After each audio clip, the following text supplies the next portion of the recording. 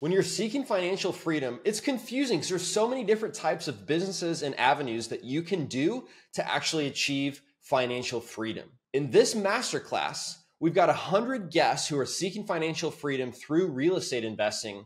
And a special guest, Brent Daniels, breaks us down a blueprint to 20 deals in 2023. So this is a throwback to the beginning of the year. There's about 5 months left. So you could take this as your blueprint for 8 deals before the end of 2023. And Brent talks about why it's so important to pick one strategy and fully focus and execute on that. So I know you're going to get a lot out of this episode. And these are master classes. These are live calls we do weekly so that our DealMachine members that are using the app to go look for rundown houses, and they can actually make $20,000 from finding one, they can stay focused and get help when they need it.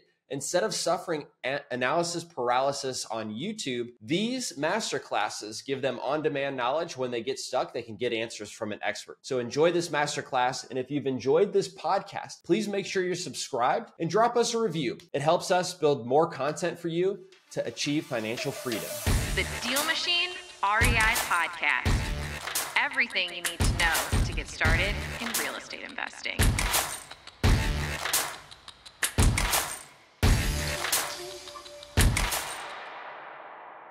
Welcome, everybody. Welcome. Ryan, if you can keep monitoring the door here for us, that'd be awesome. But Brent, how are we feeling today? How are we doing, man? It's been a couple weeks at least. Fantastic. Great to see you, Matt. You're the best, Ryan. Thank you so much. You guys are incredible. We're with the elite crew today for DealMachine. So I couldn't be happier and more excited. This is going to be a lot of fun. There we go. Love it. I had a good time with your group. What was that, like maybe a couple weeks ago on the tech call too. So appreciate you always spreading the good word. And, on here as we continue to let people in today, the whole goal again, hey, we want to help improve your real estate business. So for these master classes, bring in world-class people like Brent, come in, get you fired up, get you excited, teach you things, get you to improve your business every single day. So if you have other people on your team, you're always welcome to invite them as well on your team. I mean, obviously it's going to depend on the topic. Today, Brent's going to be really digging in on sales, marketing, do more deals this year. So really excited about that. But as we go through this, Ryan just threw in the chat, he's got the previous masterclass recordings. If you do content.dealmachine.com, I know we've had Brent on probably 3 or 4 times, if I had to guess. So check out like any past things there. I know every time he's come on, I come away just fired up. So really excited to have him on today. We had last week was Zach Booth talking driving for dollars. Week before that was Batch Win talking about the market timing. That was a really, really good one.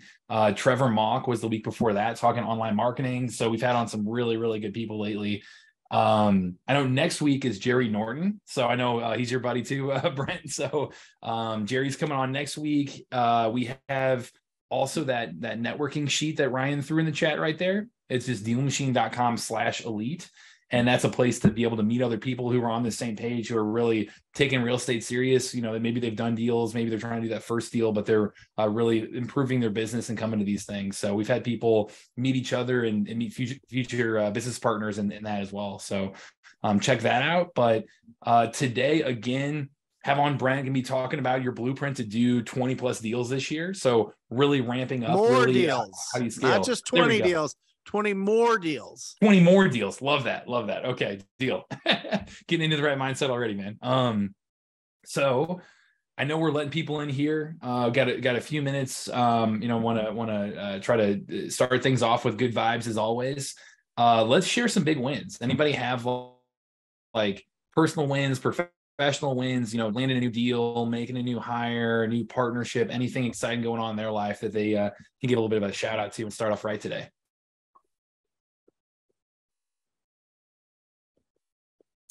And appreciate the camera too. I know Brent's pretty intimidating. Look at him, but you can throw on a camera. That's always great as well. That's right. But, yeah. Brandon and Jonathan and Edward and Eric and Yayo and Roland and Mark and Adam. Good to see you, bud. Handsome as ever. There he is. And Jay, good to see you guys being brave, turning on the camera. That's phenomenal. Yeah, be brave, turn on your camera. I mean, what's the point? Like, let's squat up. That's going to be something, obviously I'm going to talk about squatting up, but really I think the first step into building your business is community and model.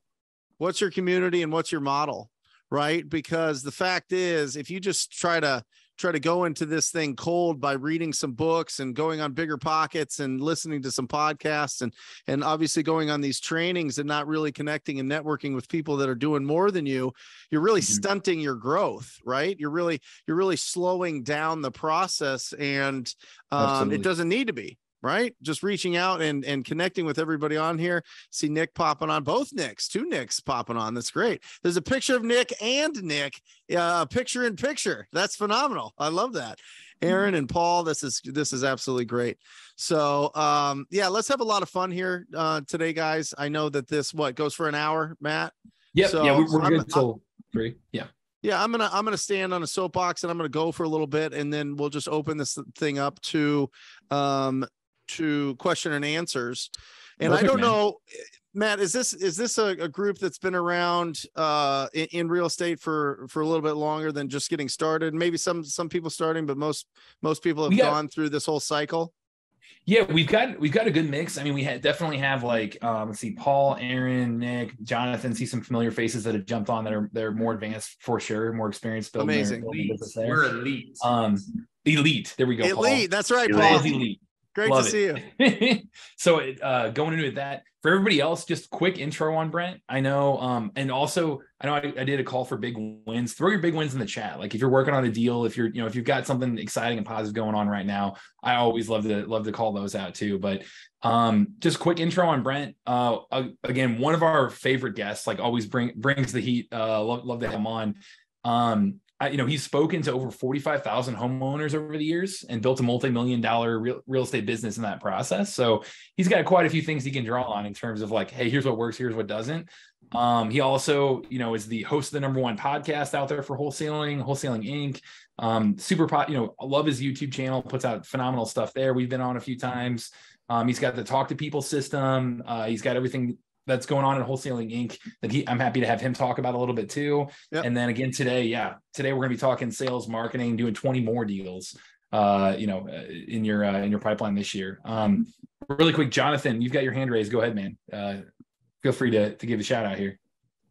All right. Let me put my hand down before I forget. There we go. So I now have I got my Paul Myers deal closed. We closed on the purchase of it. And then I got another one under contract with the DealMachine postcard. And yesterday I almost had a third one. And tomorrow I think I'm going to get a third one, which is a different one. So I'm getting them rocking and rolling in here now. So that's ready. Get him, Paul. Get him, Paul. Yeah, Paul's got it. Paul's got it. Brent's got it. Didn't hear it. Do it again. Yeah, that's the problem. Here's the issue. Zoom doesn't allow you to like ring a bell. So you're going to have to see the action, but it like mutes it out. It's crazy. So nothing, right? Nothing. So we'll have to give a clap for Jonathan. That's absolutely fantastic. Give him some love, guys, because bells don't work on Zoom. Zoom's anti-bell. So yeah, anyway, that's absolutely phenomenal. How'd you get those? Is it all postcards, Jonathan? All of them were DealMachine postcards, and I got a couple more that I'm still working on. So I might get 5 inside of about 6 weeks. Yeah, baby. How many are you sending out? I've sent probably 4,000 in December, and that's where most of them came from. But the one deal came from the Paul Myers agent newsletter. Amazing. Is it are these wholesale deals? Are these flips? Are these seller finance? What are they? I've got some 1031 money I needed to spend, so we're going to buy and hold a few of them and probably flip 1 or 2 and probably hold most of these. I think we're going to end up with 4, maybe 5, and I think we'll flip 1 or 2 of them. Amazing. But they're all good either way exit strategies. Great job. There we go. Anybody else want to jump in, or should I hand things over to Brent? Can I become the host, by the way, Matt?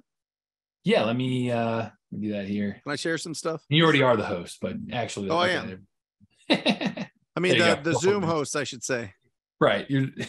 You're good now. You got it. All right. Do I have to put people that are in the waiting room in? Just a minute. We'll keep doing it. We'll keep doing it. All right. Okay. We can do it. Yeah. All right. Amazing. Cool. Thank you guys. Thank you so much. It's an honor to spend the hour with you guys. DealMachine has helped us find some incredible deals and really grow our business. 80% of the first deals that people do around the country are from Driving for Dollars. That's just a fact. Ugly houses get big checks. That's our motto. Ugly houses, big checks. And my business is focused on wholesaling. I'm sure that we've got some flippers here. I'm sure we've got some buy and hold here, like Jonathan. I'm sure we've got all some people that do creative deals, some do sub two, some do all that. And that's fantastic, right? I would challenge that. There's the method, the model that I follow is step number one is the community and figuring out what path I'm going to follow, what path you're going to go down, right? What model are you going to follow? That's step one, is get a community and have a model that you can follow. Step two is obviously getting your first deal, right? Go from faith to fact, and cross that bridge and know that you can do this. And if you know that you can do it over and over and over again, which leads to step three, which is be consistent and fire your boss. Right? It's really important to be able to get into this business full time because it opens up so many more opportunities. So you fire your boss in step three. And then step four is you build out a real business. You grow a real business to where you can start firing yourself in different roles in that business. And then that's at the point where you're above the business and it's mostly run by other people. You still have an eye on it, but it turns into a cash machine for you. And I find that the best way to do that, I think every real estate investor for the first 12 months should do nothing but wholesale. And that might be controversial, but I truly believe that. I believe that if you can do your first deal and then replace your current income and go full time into this business and then build a business that sources the best deals and sells them to cash buyers and earns a really good profit, then you can pull yourself out and then you should go and buy assets. Because we try to follow so many different models. Oh, I'm going to go add to my rental portfolio model. I'm going to flip model. I'm going to do creative finance model. I'm going to wholesale model. And then nothing happens. It's an epidemic. It's an epidemic in our business, is not just following a single model all the way. And listen, if you want to keep your job and just buy rentals, fantastic. If you want to keep your job and just flip every once in a while, fantastic. What I'm speaking to is people that want to go full-time, build a $1 million business, $1 million plus business that runs basically without you, so that you can go and focus on finding the absolute best deals. Because I see it all the time. People start going down the model of, oh, I'm going to start wholesaling real estate. And, oh, well, wait, that triplex over there, I should go buy that triplex over there because that'll be good for my rental portfolio. And then all your attention goes to that triplex. And then all of a sudden you don't make income for months on end. Okay. So whatever it is, figure out your model. Matt, do you mind putting up that graphic? Big goals to big models is big success. So really, if there's the main point of this conversation that we're having right now is, can they see it? Okay. Can you guys see it? Can you guys see that graphic? Yes, sir. We've got you. Okay. Pick a model. Yes. Pick a model and follow it. Stay absolutely focused on whatever it is. Whatever you're using DealMachine for, pick a model and stick with it. And stick with it to the point that you actually hit the level of success that you want from that model. And I hope it's big, right? Because if you try to do so many different models at the same time, nothing happens.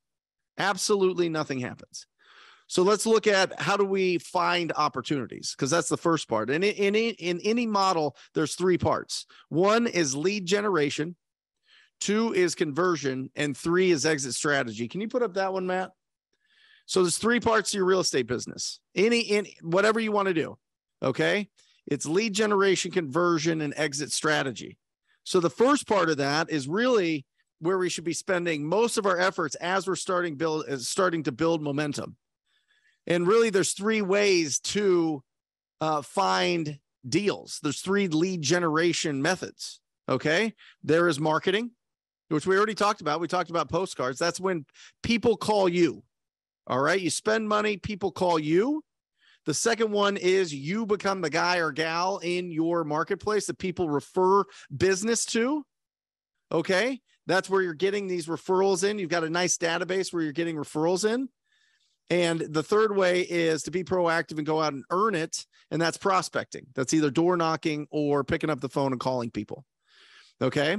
Now, if you do not have a budget starting out, or you don't have a huge budget starting out, you either have to get referrals coming in, or you have to be proactive and reach out to people on a daily basis. Either way, you're going to have to reach out to people on a daily basis. Either way, you have to talk to people. You have to have quality conversations with people that own distressed properties, or the people that represent the people that own distressed properties. That's how we find opportunities. So pick a model. Seriously, if you are just trying to do all of those off the bat as a solopreneur and you're not even full-time in this business, you're going to be crushed. You're going to be absolutely crushed. All right. So pick a model. What is it going to be? Are you going to do marketing? Are you going to do referrals? Or are you going to do prospecting? And go really deep with that until you can build the consistency. All right. And that's the, like, fundamental number one. What are you going to do? Now, if you want to be proactive, if you want to do prospecting, here's the stats. If you are calling people that own distressed properties, and we know statistically 6 to 10% of the real estate market is in distress at all times, whether they be vacant properties, whether they be rundown properties, whether they have financial issues, whether they have emotional distress, whatever it is. 6 to 10% of the real estate market. That means that there's anywhere from 10 to 14 million opportunities every single year, which should get everybody extremely excited, because there might be 67 people on here. There might be 670,000 investors that are looking at these deals. There's still 14 million deals a year. Okay. So collaboration over competition. It is literally a conveyor belt of opportunities coming our way. We just have to get in front of them. We just have to find them. And so if you don't have a huge budget for marketing, and you don't have the schedule for marketing, because here's the fact, if you're not answering those calls, they're going to call somebody else.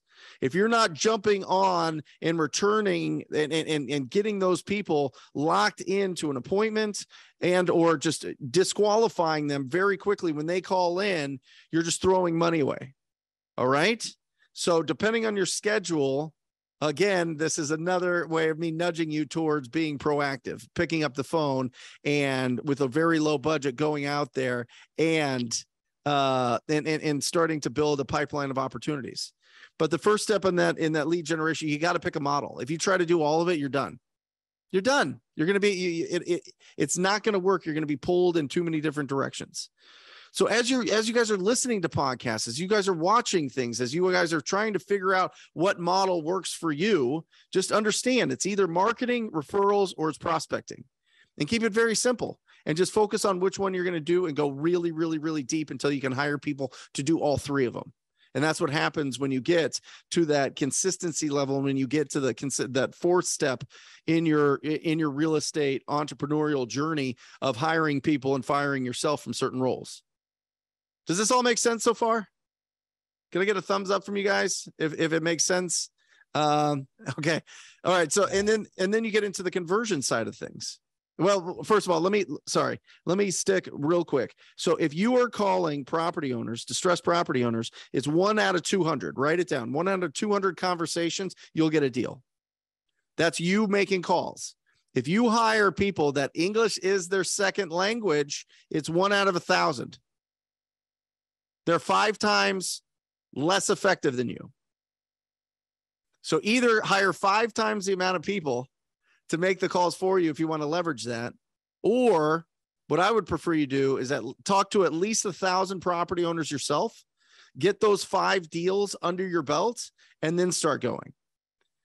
Because it's very difficult to leverage that skill and build a long-lasting business where you are bringing in people and leading people in the direction of finding distressed properties and building a long-lasting business and leading people in that direction if you've never done it.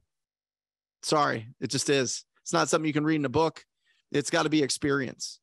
And I've seen plenty of people try. And when the tide went out, everybody was exposed. So everybody had to learn the skills, had to go back into finding real opportunities themselves.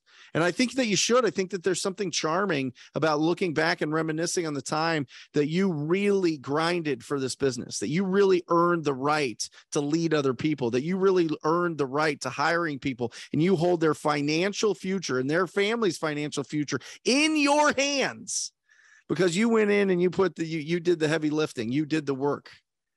And it should fill you with tremendous pride. And so in the beginning, I think that if you're going to be proactive, if you're going to prospect, you got to prospect and you got to talk to 1,000 people before you hire anybody. All right. Now, if you're going to be calling real estate agents or on market deals, it's 1 out of 300. 1 out of 300 to get a deal if you're going through representation, if you're going through an agent. Okay. And those are just the numbers. That's from Jamil Damji. He's like the expert he is the expert on that. And so those are the numbers. 1 in 200 direct to seller, 1 in 300 if you're going through an agent. So these are numbers that you got to put into your mind, because if you talk to 50 people and you're like, I haven't done a deal yet, and you feel disappointed, keep going. Keep going. You absolutely got this. Just keep going to that 200. And you're going to find those opportunities. You're going to find out of the 200 people that you talk to, 20 people will say yes. So then if you want to add 20 deals, which depending on what market you're in, let's just say that your average deal size is 15,000. That's 300,000. You got to talk to 4,000 people. 200 times 20. Talk to 4,000 people. That might sound exhausting, right? It's like, if you're making calls every day and you're putting in the work, that would be about 400 hours of work to make 300,000. People work 40 hours. That's 10 weeks of a 40-hour week. Now, I'm not saying being on the phone for 40 hours, you'll go crazy. You'll absolutely go crazy. But I'm telling you, if I was there, if I was behind you, watching you make calls every single day, giving you $1,000 an hour, I would have to tear you off the phone. But that's essentially what happens. It's essentially what happens. So it's like, is this easy? Fuck no, it's not. It's really not. You're going to have to really stretch. You're going to really have to change. You're going to have to really grow to be super proactive in your business. Or have a budget to send out marketing and have people call you. And that's fine. That absolutely works as well. But you have to have the budget for that, and you have to have the schedule to be able to answer those calls live. That's your options for lead generation, right? And then as you get into the conversion side of all these deals, it's all about the way that you pre-qualify every single property every single time.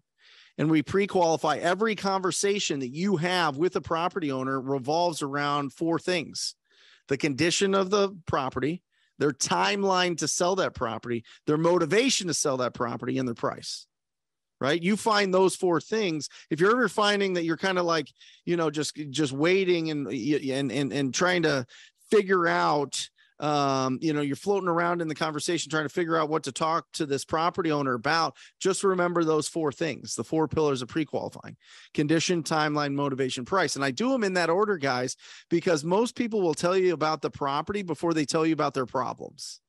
It's not all of them, but most of them. So if you start with if you start the conversation with finding out about the condition of the property, what remodeling have you done to the kitchen and bathrooms in the last 5 years? Right? What can you tell me about what's going on with the flooring? Can you tell me about the roof? Can you tell me about, is this property updated or is it pretty original? Asking some open-ended questions so that they talk a lot. The more they talk, the lower their force field comes down. The lower the shorter their stiff arm from keeping you understanding what's going on with this property is. So you start with the condition of the property and you really find out what the condition is, and then you hit them with the timeline. Well, typically we can get you your money in 14 to 30 days. Does that work? I'm telling you, the timeline is the most important one here, guys, because it doesn't matter what price they want. If they haven't made the decision that they're going to sign a document to transfer title to somebody else, then it's just going to be, you don't want to give them everything. You don't want to give them the price yet. You don't want to send them an offer yet. I know that might be silly of me to say because people send out a bunch of offers and all that, but I wouldn't do it because you're talking to so many people. But you need to know the timeline so that they're not leveraging your offer in your conversation. So it helps to understand where you're at in this process is the timeline. Because if they're not going to sell until their kids graduate or until the probate's over or until the tenant moves out or all these things, we run into these things all the time, right? We run into these situations all the time. So figure out the timeline. And then when you get the condition and the timeline, typically, if you do it right, they give you the motivation. So you don't have to say, well, what makes you think about selling it right now? I mean, you can ask that. It's a good open-ended question, but you don't have to if you do the first two right, if you get the condition and the timeline, because they typically tell you what their motivation is. And then the last one is getting the price. And so you want to find out, listen, if I can get you just a cash as is net offer to you, you don't have to pay any closing costs, anything to the title and escrow company or closing attorney. You don't have to pay anything to a real estate agent. How much would you take for the property? Right. And that's the toughest one, right? That's the poker, right? I'm going to keep the cards close to me. I don't want to tell you, you tell me, right? And then you just keep trying to pull out. Well, you've owned this property a long time. What are your neighbors selling for in similar condition?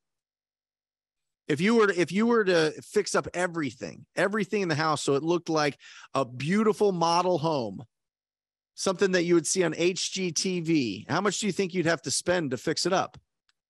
Oh, I'd have to spend $80,000. And once it's totally beautiful, what do you think it sells for? Right? Trying to pull out that price. My favorite way is to give them an offer without giving them an offer. I'm just looking on my computer right now, and it looks like your neighbors similar to yours, similar size, similar condition is selling for whatever price, 50% of Zillow, 35% of Zillow, 10% of Zillow, depending on the price points. And then you throw that out and they go, oh my gosh, that's crazy. I would never sell my house for that. Okay. What were you thinking? Right. Pull out that price. Right. So that's the pre-qual. Second part of that is lead follow-up.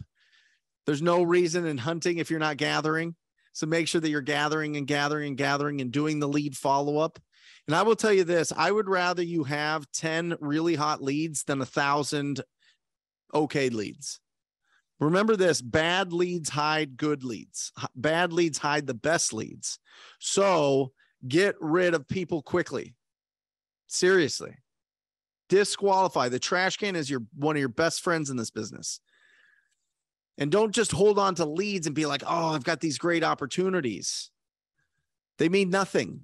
Signed contracts mean something. Closing means something.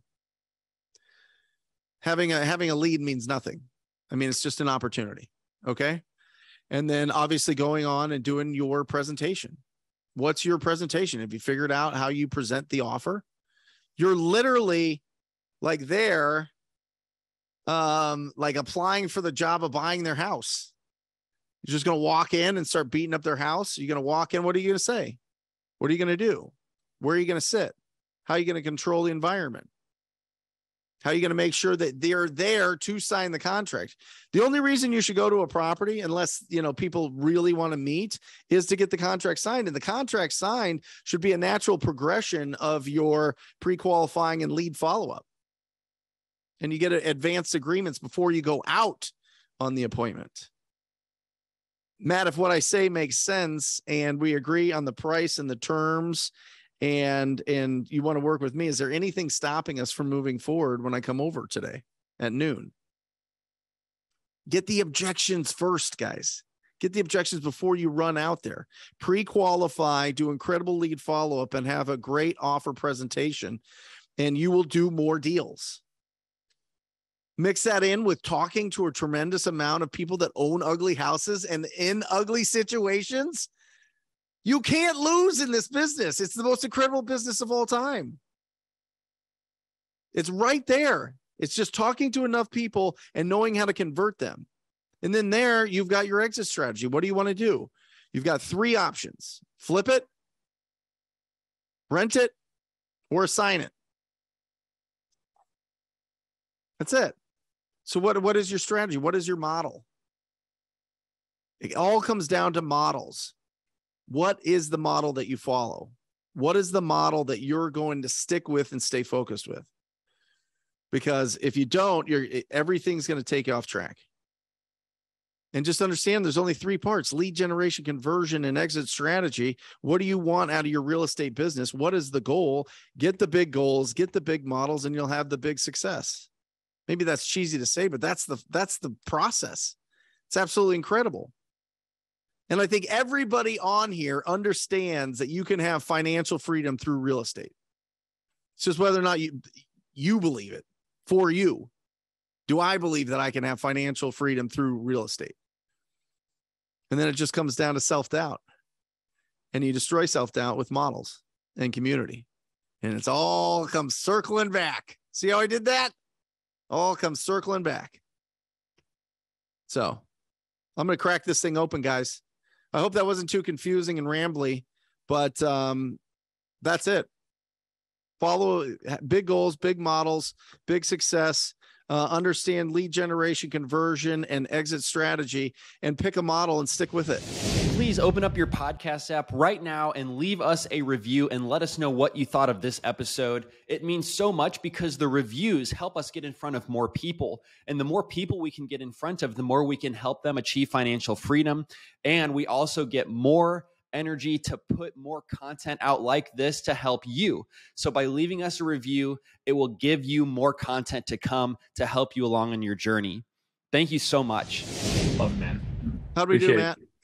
Yeah, good stuff. I appreciate how you break it down in such an approachable way too. So as we go through this, again, feel free to throw your questions in the chat or hit the raise hand button. We can go through and have conversations with Brent. Like, make sure to use his time. He gave us a full hour, so make sure to use his time wisely too on your guys' end, and take full advantage here. So I'll go through. Let's see. I have Luis here said, "Can you succeed in small cities? Like, how would you change your approach for a smaller city like that?" Put everything on the MLS if you're wholesaling. 100%. Put everything on the MLS. Have it in your purchase agreement. If you need a purchase agreement, you could get that at wholesalinginc.com. But in our purchase agreement, we have the right to put it on the MLS. All right. And so if you're going to, you got to expose it to everybody in the market, and you absolutely can win in smaller markets. I see people doing an incredible job with novations in smaller markets, and that might take us down a whole other rabbit hole. But essentially, you and the seller agree to a certain price, and you get above that price whatever you sell it for on the market, to put it simply. And it's really powerful, and it's really working in smaller markets. But you got to put it on the MLS. You mentioned, oh, sorry about that. Here, I mute there. You mentioned novations as one thing, and I know Todd does a great job of that on Wholesaling Inc., like talking about that strategy. So how do you balance, like you said, don't have the shiny object syndrome, right? Like, don't pursue a million things, but also there are a lot of opportunities out there right now for novations or creative deals and things. How do you kind of balance those two things? I wholesale them all. I will wrap up a deal that's a sub 2. I'll wrap up a deal that's seller finance. I'll wrap up a deal that's a wrap, and I'll wholesale it to somebody else that wants to hold on to it, that has a different model. That's not my model. My model is to make a boatload of profit wholesaling properties. Doesn't matter if it's a cash offer or it's a creative offer. I'm going to wholesale it, and I'm going to build up a big, healthy, heavy bank account, and I'm going to invest in other things that I want to invest in. I invest in a lot of technology businesses. I invest in properties that are in really good school districts exclusively, and in really good areas.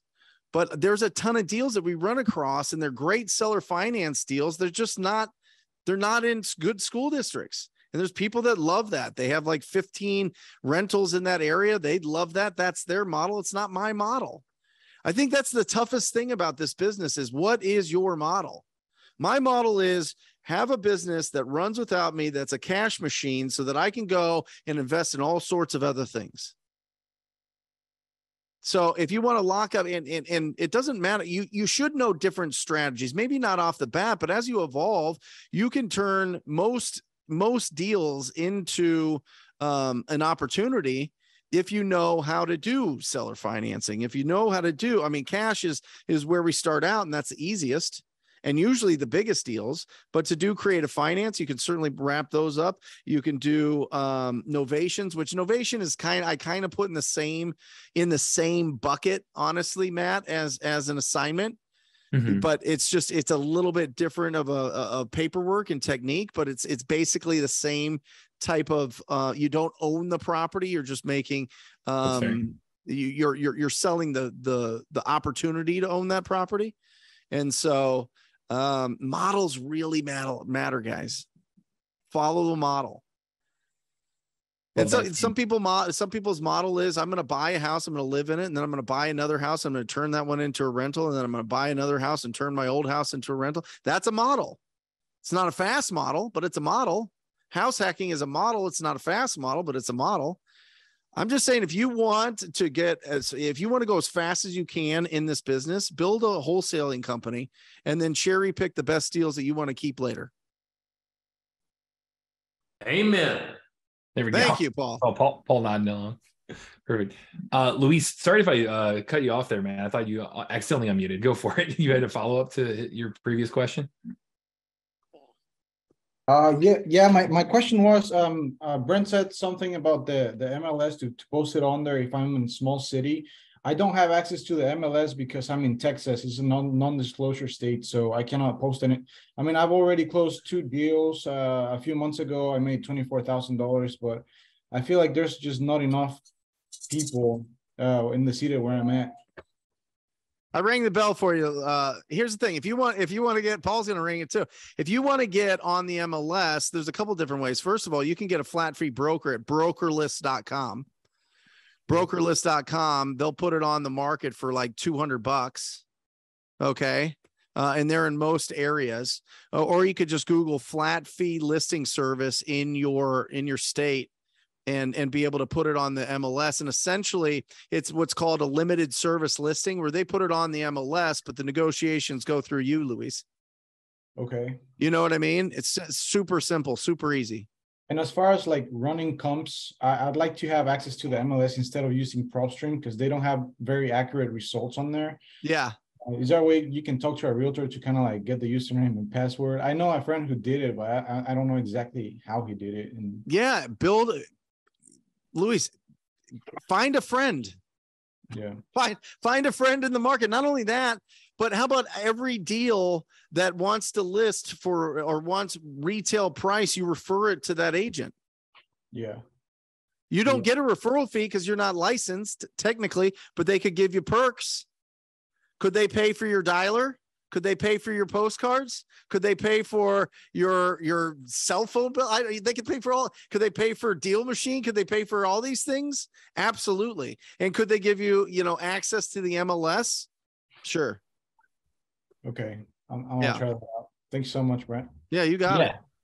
Luis, really quick too, go to content.dealmachine.com. That'll have demos on there. I don't know if you've used our comps tool as well, but we do have MLS data through our comps tool. So try it out in your area and you should have some success there too, man. So try that. I use DealMachine on a daily. I drive for dollars all the time. But yeah. There we go. I think it's just the sold comps and non-disclosure, Matt. You know what I mean? Yeah. Like you don't see, I mean, they'll have like estimated, which is pretty close. Okay.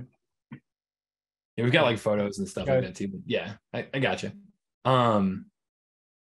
Okay, cool. I'll try to keep going through these questions here. Howard asked, for given city, what method do you use in which parts of the city to drive for dollars? Which I know we talk about that, but I'd love to hear your answer too, Brent. Say it again. Sorry, you cut out a little bit, Matt. Oh, which parts of the city or what method do you use to determine what parts of the city that you go driving for dollars? Oh, I don't overthink it. I know where the older parts are, and most of the country, all of it's older parts. Arizona's the 48th state. You know what I mean? We've got a lot of newer communities. So I would stay away from the newer communities that you see that have tile roofs, right? Or whatever else, and that have newer architecture, and just go for the older properties. I want properties that are at least 30 years old. Not to say that you can't do deals in the other neighborhoods, but don't overthink it. Just find where the older areas are and go there. I mean, you could do it. You could look up through DealMachine, right, Matt, and find the properties, pull a list of properties that were built before 1993. And then you see it like an aerial shot, and then you just go around in that area. You could do it virtually. You could have a VA use DealMachine for $4 an hour. What you do is you do a QuickTime video, a screenshot video of you doing virtual driving for dollars. And then you go to Fiverr or Upwork and you find somebody for $3 or $4 an hour to just do it for you when you sleep. It's not rocket science to understand what an ugly property looks like. And then all of a sudden you got that going. It costs you whatever, $300, and you got, 4,000 addresses, the best addresses to go after. Yeah. To piggyback off that, what we teach always is the highlights button inside DealMachine. If you hit highlights, you've got a ton of different filters you can use there. So you could go in there and like you said, simply put year built is before, 1980 or whatever you want to put in there, and entire neighborhoods will pop up, and hey, that'll help you kind of start self-selecting which areas to go. Daryl, I know you had your hand raised earlier too. So if you want to give that shout out of your big win earlier too, that would be great. But Daryl, go ahead and ask your question too, man. Thank you, Matt. Can you guys hear me all right? Yeah, we got you. All right. So easy cash closings out of Miami, Florida. I would say I have two questions for you. Number one would be, how have you targeted small to medium multifamily, 16 to 40 units, let's say? And my other question would be, we're in a very competitive market, Miami, Florida, and our cost per deal, we're hitting some nice home runs, I want to say, but they do come few and far. We probably hit 6 a year. We are very picky. We do very well in regards to returns. However, just trying to get any pointers that make sense. Daryl, are you flipping? You wholesaling? What are you doing? So we are flipping. We've wholesaled a few, but I am a contractor by trade, so I have some industry secrets on the back end. Sure. My partner's on here too. And what do you want to do with these 16 to 24 units? Well, that would be a buy and hold. I would talk to every commercial broker in Miami and tell them what you're looking for. Okay. That's a commercial property. So we're not applying the driving for dollars to commercial properties, because we you can. You can for the individual ones that you want to find. If you want to do you could easily pull that through tax records. If you have, I assume you have MLS access in your area. Yes. Yeah, I would just go through your tax records. There should be something connected with your MLS that you can pull those units and then sort them by individual owners, which there probably won't be a tremendous amount that aren't corporate owned, but I would start there. And then just know that every commercial broker in your town has called commercial brokers for the first 5 years call every commercial property there is in a city and try to build relationships. And so they know what's coming up. They know what's for sale. They know what's not on the market. They know people that have a certain buy price. It's a really, really, really solid connection. If it's something that you want to buy and hold, I would reach out to a commercial broker or reach out to the individual owners through just pulling a list from your tax records on your MLS. Cool. I'll try to knock out a few chat questions, then get to Mark here. Let's see. Joshua said, do you recommend door knocking while driving for dollars? So maybe talk about that strategy a little bit, Brent. Yeah. I door knocked a lot, and I found that as long as I had the name, address, phone number of the property owner, I could be as successful as I wanted to be in this business. So it's fine if you can't, I would rather you try to get a hold of them on the phone, then text, and then go to the door. Because I see a lot of people that want to do door knocking as it's kind of like creative avoidance for picking up the phone and calling people. So they're like, well, if I could just meet them face to face, that'd be great. The problem is The numbers are probably are really close. It's like 1 out of 200 conversations, and a lot of people don't answer the door. So you're spending a lot of time running around. I would definitely, if you're going to do it, if they don't answer their phone, they don't respond to a text, and you go to the door, I would make sure that you get one of those sticky yellow pads. I think they're like 5x7, not like the teeny square one, the one that's kind of bigger and rectangle and has lines on it. And I would write, call me, and put your number and your name and just slap it on their door. Right? People are like, what is this?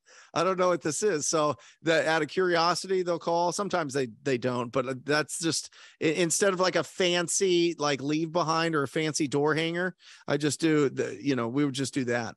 And there's something to be said, especially in the smaller markets. This came up earlier about finding the 1,000 properties that are in the worst shape, the 1,000 ugliest properties in your market, and being obsessed with them. Because I know that you'll do at least 20 deals to 30 deals a year if you obsess and you do everything you can to talk to the property owners of those properties. So it's not like you have bigger lists and you're like, well, if I talk to them on the phone, I do, and that's all I do. And all the other people, maybe I'll catch them at some point. If you obsess over the 1,000 worst properties, then you call them, you text them, you send handwritten notes, you knock on their door, you're leaving leave behind, you're doing everything. You're talking to the neighbors. You're doing everything to try to get a hold of that property owner to see one important question. When do you plan on selling this property? Open-ended question. When do you plan on selling this property? You'll do a lot of business. You do a whole lot of business. And that's even for some, even going back to Daryl in like a Miami situation. If there's a lot of people that are spending a lot of money, the San Diegos, the San Franciscos, the Seattles, the Austins, the Chicagos, certain parts of Arizona, and the Phoenix, Scottsdale, you find the 1,000 properties that you're obsessed with, and you document the conversations that you have with those property owners. Watch what happens. It's bananas. Love it. Good stuff. Let's see, going down the list here, Brandon had asked about, is there a way to get a better response with corporate owned properties or getting in contact with trust / estates? You mean like getting their contact info? Brandon, you want to clarify? Just getting a hold of them in general. There you go. Do you have the phone? I mean, are you taking the LLC or trust information, putting it into open corporates and finding out who's the decision maker there? Yeah, that's what I do. It's just a little time consuming to do that for each one. It sure is. That's why you get a VA. Yeah. Everybody wants VAs to make phone calls, which is like the most important thing. I would have them do like the operational work. And I do have them do the operational work. I've had Lisa for 8 years do this type of thing. So she'll just take an Excel list and go through all of them and figure it out. Gotcha. You could probably do it case by case. You could probably type in what you're looking for, and they'll go to work for you. Gotcha. I would also, if you need to, Brandon, I would find a VA that has a TLO account, a full-blown TLO. That's TransUnion's like stalker account. It's crazy, guys. I tell this story, but they let me in to do like a trial of it, and they're like, you can type in anybody's license plate and I'll tell you the 12 places that you put your car the most. They track that much. Like, it's bananas. They know everything. So if somebody has a full-blown TLO account, which a lot of attorneys and a lot of private investigators have this, but they have VAs do their work, and while they're idle, they just use the account to do other things. They'll pull some information for you, especially if you've got like an inherited property or you just can't get a hold of anybody at a property. You go to the TLO, somebody that has a full-blown TLO, and they'll give you, all the family members and all sorts of different information. It's crazy. Brandon, that help? Yeah, it does. Would you say that the response from a corporate is about the same as a seller as far as the conversion rate there? The response from corporate is the same as what? A homeowner, like, a normal seller? I'll tell you what, Brandon, we are doing a lot of business with realtors that own multifamily right now because all their business is dried up, and they've got them in LLCs. So, I don't know. I think it's hit or miss. I think when times are good, it's a lot easier to go to individuals. I think when times are flat, like they are now, it's kind of a free for all. So I would just test it out in your market. Gotcha. All right. Yep. Good stuff.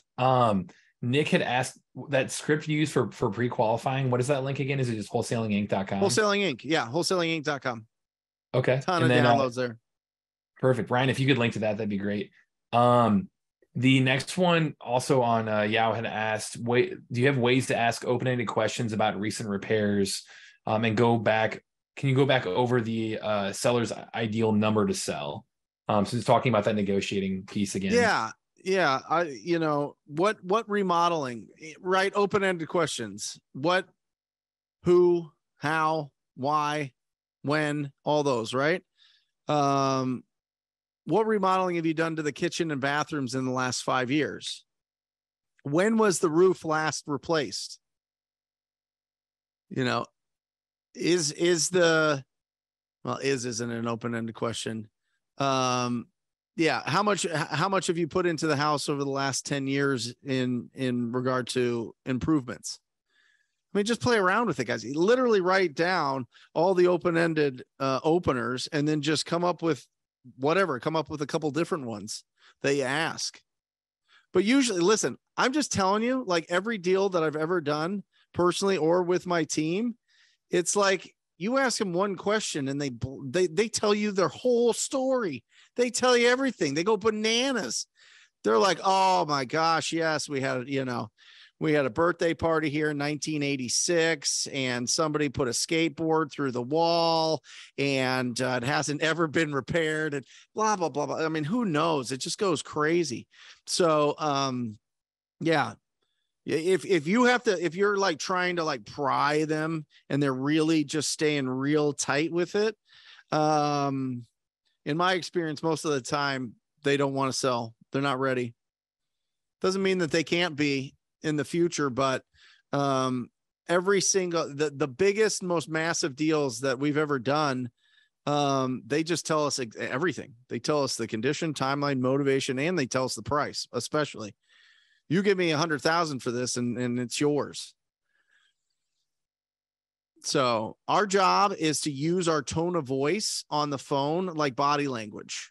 The problem I see with most people is people are trying to be like assertive, or they're trying to like sound confident, and it comes off as like an interrogation, and there's not enough play back and forth in the conversation. If you want to have a great conversation, you've got the 4 pillars, and then to really go pro level, you need to have active listening. Sure. Yeah. I see some of you guys nodding your heads as I'm talking, that type of thing. Yeah. Oh, great. Oh, yeah. Okay. You have 14 dogs there. Wow. You must love dogs.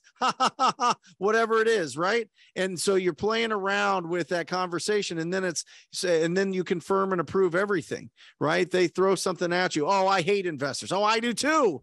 They're so annoying. I get calls all the time as well. I wouldn't even have called you if I wasn't so interested in your neighborhood. I'm really interested in seeing if you would consider an offer on your property, or just find out when you plan on selling it. You know what I mean? You confirm and approve. And then whenever they ask you a question, answer the question, and then ask them a question. Okay. How long have you been in business? Oh, I'm just starting out. I just got started. I'm really excited about it. Are you looking to work with somebody that's like one of those bigger companies that do a lot of deals, or does it not matter to you? You know what I mean? That's how you start. You start getting better on the phone with those type of things. And then just remember, your tone of voice is your body language, and body language is, you can go through all the neuro-linguistic programming and go through all that type of stuff. But basically it just comes down to mirror and matching. When you're talking to somebody face to face, and they're using their hands a lot, and they're doing these type of things, and then you start using your hands a lot, and then all of a sudden it's good. But if somebody's standing there like this, and you're you're doing this type of thing all the time and you're bombastic and you're crazy, you're going to throw them off. They're going to be like, what is going on here? It's the same with your tone of voice. Mirror and match them. And so those are really the 7 steps to a perfect call: is condition, timeline, motivation, price, active listening, confirm and approve. And when they ask you a question, answer the question, respond with a question, and use your tone of voice as body language. Mirror and match. I am telling you, we get deals because we're so good on the phone, making people feel comfortable. People will sell their properties for less than they've been offered to us. They like us more. And when people shut us down, we don't care. We just keep bulling through and we just try to find out more. And we're really positive and we're like, yes. And then all of a sudden it turns into, yeah, they have that piece of land that they want to sell. Or yeah, they didn't want to sell their personal house, but that rental property that they got, or that house that them and their sisters just inherited, they want to sell that. But that's reps. Yep. So that comes with reps. Absolutely. Mark, you've been waiting patiently over here too. You want to jump in, man? Go ahead.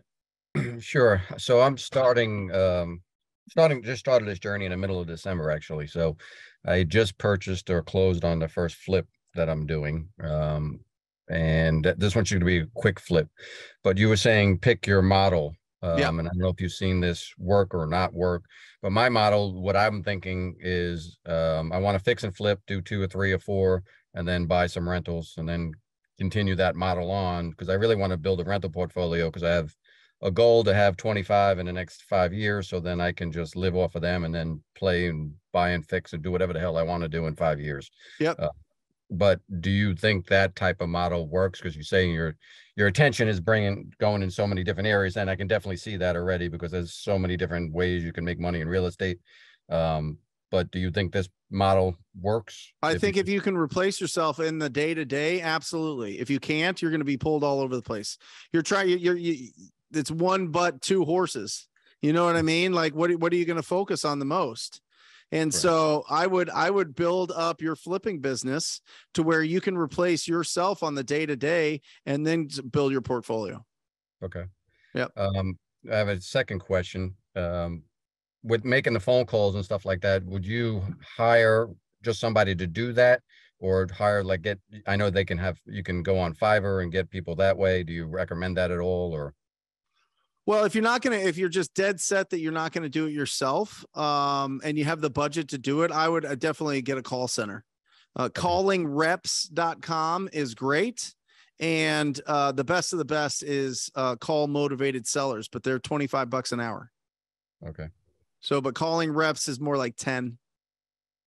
And I just sent out 6,000 mailers.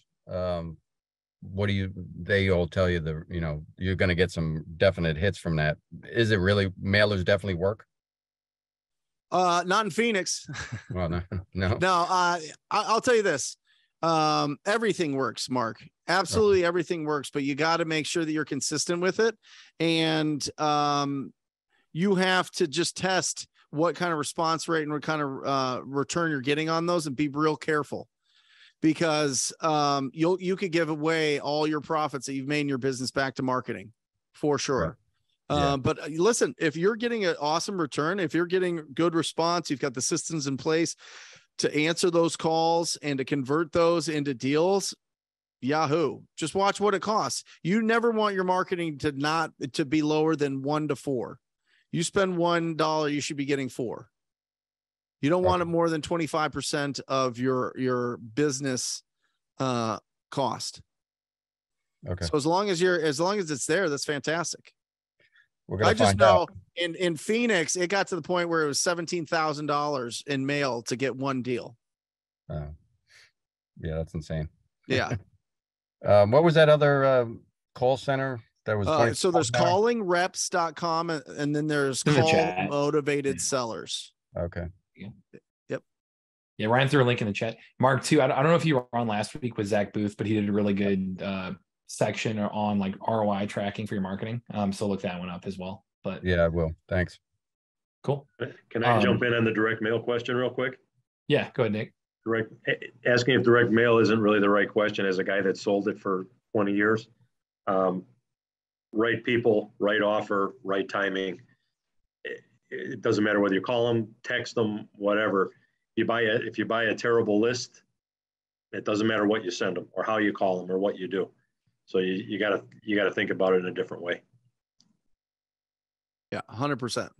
That's a great feeder into this question, Brent. I know we're at the very end here, so I did. Do you have like one more minute here? Yeah. Or okay. Alex has been on a bunch of these. He said like, hey, I've been in the business for a few years. What 3 separate lists do you like for cold call campaigns? Single line, click to call. Yeah. Yeah, I love.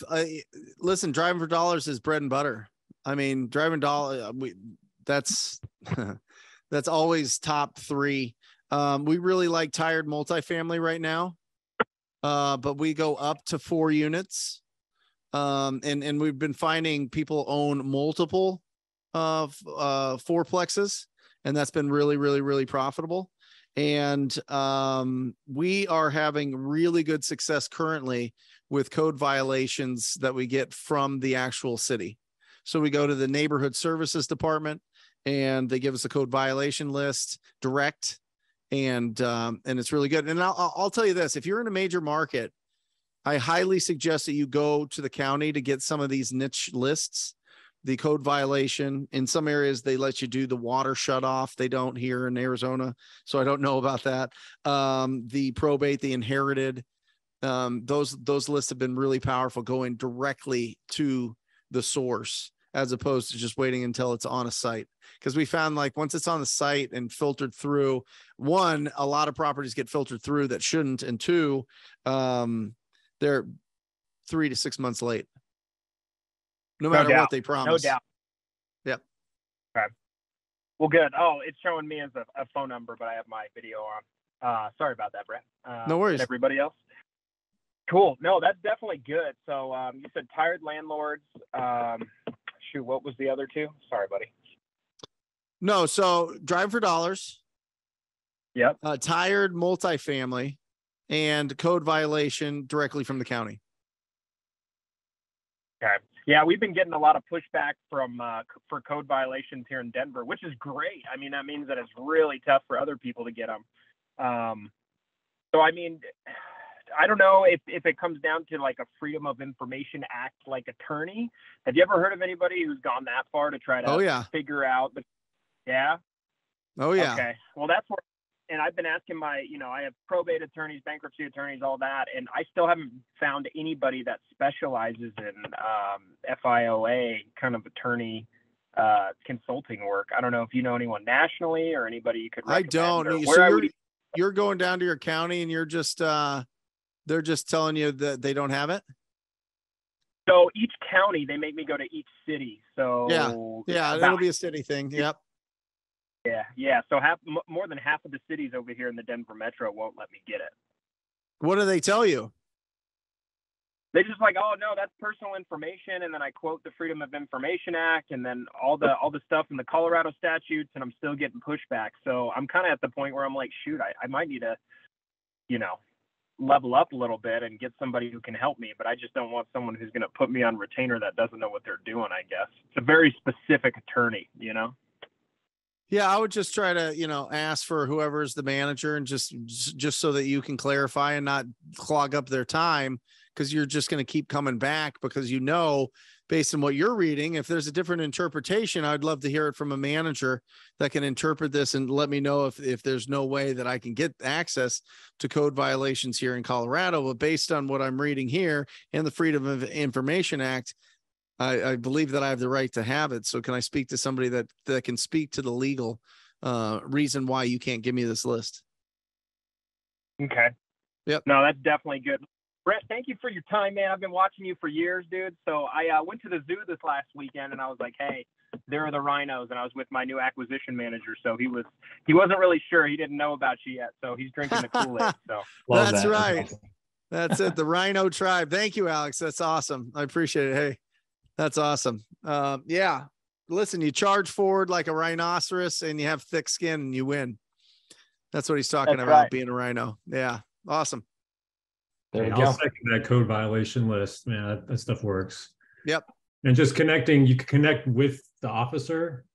And so I've got officers in multiple cities. and they'll just send me, they'll be like, hey, we're about to demo this property, or this one's got some issues, and they want it fixed and cleaned up. So it's not like they're, but if you build a relationship directly with the officer, they'll send you all that stuff. Yep. Yeah. I actually have one officer in one of the Denver cities. She's like, oh man, it's going to probably be like $400. I was like, well, I'm trying to bring revenue back into the city and stuff. And she's like, yeah, you're right. I'll just charge you 15. No, So, man, it's all going on a spreadsheet. They just send me that spreadsheet. Yeah. No doubt. No doubt. Good stuff. I tried to get to everybody on here. I know there's a couple outstanding questions. I'm sorry if I missed that. Feel free to reach out to me direct. I'm happy to answer those questions on my end too after this call. Don't want to keep Brent too far over. Do you have time for one last one from Luis here, Brent? Yeah. Okay. Go ahead, Luis. Sorry about that. I have a VA who happens to be my friend down in Mexico. I'm paying him $3 an hour, but I feel like his accent's thicker than mine, and I'm not converting a lot of leads. And sometimes, he misses a day. He's like, "Oh, I'm sorry. I had to do this and that." So, at what point would you fire a VA, even if it's one of your best friends? And, how long has he been calling? He's been calling for like 5 months, and he only calls 2 hours a day from Monday to Friday. Yeah, I would tell him thanks. I found out about this other service, and I'm going to test him out. Yeah. Has he gotten you any deals?